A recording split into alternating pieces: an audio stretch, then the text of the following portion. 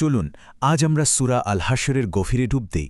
কোরআনের এমন একটা অধ্যায় যা কিনা একটা নির্দিষ্ট ঐতিহাসিক ঘটনা থেকে শুরু হয়ে ধীরে ধীরে আমাদের এক বিশাল মহাজাগতিক বার্তার দিকে নিয়ে যায়। আসুন এই যাত্রায় আমরা এর ভেতরের কালোত্তীর্ণ শিক্ষাগুলো আবিষ্কার করার চেষ্টা করি। দেখুন, সূরাটা শুরুই হচ্ছে কি অসাধারণ একটা আয়াত দিয়ে, যেন পুরো মহাবিশ্বকে একটা মঞ্চ হিসেবে দাঁড় করানো হচ্ছে। একবার ভাবুন তো, যার প্রশংসায় আসমান জমিনের প্রত্যেকটা কণা মুখর, তার পরিকল্পনা আর প্রজ্ঞা ঠিক কতটা গভীর হতে পারে। এই আয়াতটা আমাদের সেই বিশালতার কথাই মনে করিয়ে দেয়।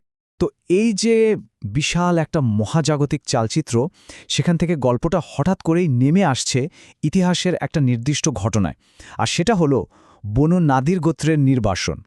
এই ঘটনাটাই কিন্তু এই সূরার একেবারে কেন্দ্রবিন্দুতে রয়েছে। আর এখানেই গল্পের মোড়টা ঘুরে যায়।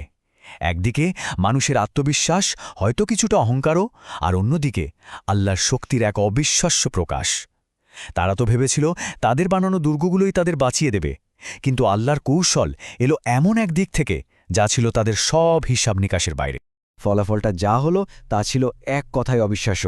তাদের পতনটা কিন্তু বাইরের আক্রমণের চেয়েও বেশি ছিল ভেতর থেকে। আল্লাহ তাদের মনে এমন এক ভয় ঢুকিয়ে দিলেন যে তারা নিজেরাই নিজেদের ঘরবাড়ি ভাঙা শুরু করল। তার মানে এই পুরো ঘটনাটা কিন্তু শুধু জয় বা হারের গল্প না, বরং এটা একটা গভীর শিক্ষা। অহংকার আর আল্লাহর ইচ্ছার মধ্যে যে ব্যবধান, সেটাই এখানে তুলে ধরা হয়েছে। এটা যেন একটা আয়নার মতো, যা আমাদের নিজেদের কাজ আর তার পরিণতি নিয়ে ভাবতে শেখায়।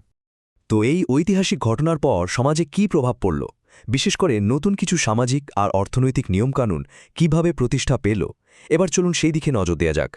নির্বাসনের পর যে সম্পদ পাওয়া গেল, সেটা ভাগ করার জন্য একটা খুব পরিষ্কার আর ন্যায্য ব্যবস্থা তৈরি করা হলো। এই তালিকাটা দেখলেই কিন্তু একটা জিনিস পরিষ্কার হয়ে যায়, সমাজের সবচেয়ে অসহায় আর দুর্বল অংশ, যেমন এতিম, অভাবী আর মুসাফিরদেরকেই আগে ভাবা হয়েছে। আর এই যে ভাগ করে দেওয়ার নিয়মটা, এর পেছনে কিন্তু একটা অসাধারণ অর্থনৈতিক চিন্তা কাজ করছে। মূল উদ্দেশ্যটা হলো সম্পদ যেন শুধু ধনীদের হাতেই ঘুরপাক না খায়।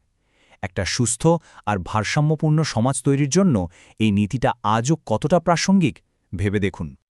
তো একদিকে যেমন সম্পদের কথা বলা হচ্ছে, ঠিক তেমনি আরেকটা অসাধারণ চিত্র তুলে ধরা হচ্ছে, সেটা হলো আত্মত্যাগের। মদিনার আনসাররা, মানে সাহায্যকারীরা, মক্কা থেকে আসা মুহাজিরদের জন্য নিজেদের সব কিছু বিলিয়ে দিয়েছিলেন। নিজেরা কষ্টে থেকেও অন্যকে অগ্রাধিকার দেওয়ার এই উদাহরণটা সত্যিই এক কথায় অনন্য। এবার সূরাটি আমাদের সামনে দুই ধরনের সম্পর্কের একটা দারুণ তুলনা তুলে ধরছে। একদিকে আছে বিশ্বাসীদের মধ্যকার সেই মজবুত বন্ধন, আর অন্যদিকে মুনাফিক বা ভণ্ডদের দেওয়া ফাঁপা সব প্রতিশ্রুতি। পার্থক্যটা কিন্তু আকাশ আর পাতালের মতো।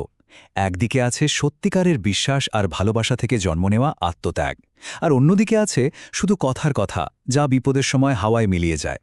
ভিত্তিটাই তো আলাদা, তাই না? একটা বিশ্বাসের উপর আর একটা প্রতারণার উপর। এই উপমাটা কিন্তু একেবারে চোখে আঙুল দিয়ে দেখিয়ে দেয় যে এই ধরনের মিথ্যা জোটের শেষটা কেমন হয়। ঠিক যেমন শয়তান তার অনুসারীকে বিপদের মুখে একা ফেলে পালিয়ে যায়, মুনাফিকরাও তাদের মিত্রদের সাথে ঠিক একই কাজটাই করে। তো সমাজ আর সম্পর্কের আলোচনা তো হলো, এবার চলুন আরেকটু গভীরে যাওয়া যাক। আলোচনাটা এখন ব্যক্তিগত আর আধ্যাত্মিক একটা স্তরে পৌঁছে যাচ্ছে। এখানে এসে সূরাটি যেন সরাসরি আমাদের প্রত্যেককে উদ্দেশ্য করে কথা বলছে। আমাদের মনে করিয়ে দিচ্ছে আল্লাহকে স্মরণ করার কথা, আর ভাবতে বলছে আমাদের ভবিষ্যৎ নিয়ে, মানে পরকালের জন্য আমরা আসলে কি প্রস্তুতি নিচ্ছি, সেই হিসাবটা মেলানোর কথা বলা হচ্ছে। কিন্তু প্রশ্ন হল, এই যে ঐশী বাণী, এই যে কোরআন, এটা আসলে কতটা শক্তিশালী? এর প্রভাব ঠিক কতটা গভীর হতে পারে? এই প্রশ্নটাই আমাদের পরের অসাধারণ একটি রূপকের জন্য তৈরি করে। ভাবা যায় কি শক্তিশালী একটা চিত্র, যে বাণী একটা কঠিন নিরেট পাহাড়কে ভয়ে ভেঙে গুঁড়ো করে দিতে পারে। সেই বাণী যখন মানুষের হৃদয়ে প্রবেশ করে, তখন তার কি প্রভাব হতে পারে? এটা আসলে কোরআনের আধ্যাত্মিক ওজন আর এর রূপান্তর করার ক্ষমতাকেই তুলে ধরে। তো আলোচনাটা এবার একটা বৃত্ত সম্পূর্ণ করতে যাচ্ছে। আমরা ব্যক্তির অন্তর থেকে আবার সেই বিশাল মহাজাগতিক সত্তার বর্ণনায় ফিরে আসছি, যিনি এই সবকিছুর কেন্দ্রবিন্দু। এখান থেকে শুরু হচ্ছে আল্লাহর কিছু অসাধারণ গুণাবলীর বর্ণনা। প্রতিটি নামে যেন তার মহিমাকে নতুন করে আমাদের সামনে তুলে ধরছে, যা মনে একটা অন্যরকম শান্তি আর শ্রদ্ধা এনে দেয়। এই মহিমান্বিত নামের ধারা কিন্তু চলতেই থাকছে। প্রতিটি নাম, প্রতিটি গুণ যেন তার অসীম ক্ষমতা আর বিশালতার কথাই ঘোষণা করছে। আর সব শেষে স্রষ্টার সেই পরিচয়টা তুলে ধরা হচ্ছে যা সবকিছুর মূল। তিনি সবকিছু সৃষ্টি করেছেন, সবকিছুকে একটা নিখুঁত রূপ দিয়েছেন। তিনি হলেন এই মহাবিশ্বের চূড়ান্ত স্থপতি। আর দেখুন কি চমৎকারভাবে যে আয়াত দিয়ে আমাদের এই আলোচনা শুরু হয়েছিল, ঠিক সেই একই আয়াত দিয়েই শেষ হচ্ছে। এটা যেন একটা পূর্ণতার অনুভূতি দেয়। মহাবিশ্বের প্রতিটি কর্ণার প্রশংসার সাথে আমাদের আত্মাও যেন একাত্ম হয়ে যায়। তাহলে আমাদের জন্য আজকের দিনের ভাবনাটা কি? একটা ঐতিহাসিক ঘটনা থেকে শুরু করে স্রষ্টার মহাজাগতিক পরিচয় পর্যন্ত এই যে যাত্রা, এখান থেকে আজকের দিনের সমাজ, ন্যায়বিচার আর আমাদের নিজেদের জীবন নিয়ে আমরা কি উপলব্ধি করতে পারি? এই প্রশ্নটা রইল।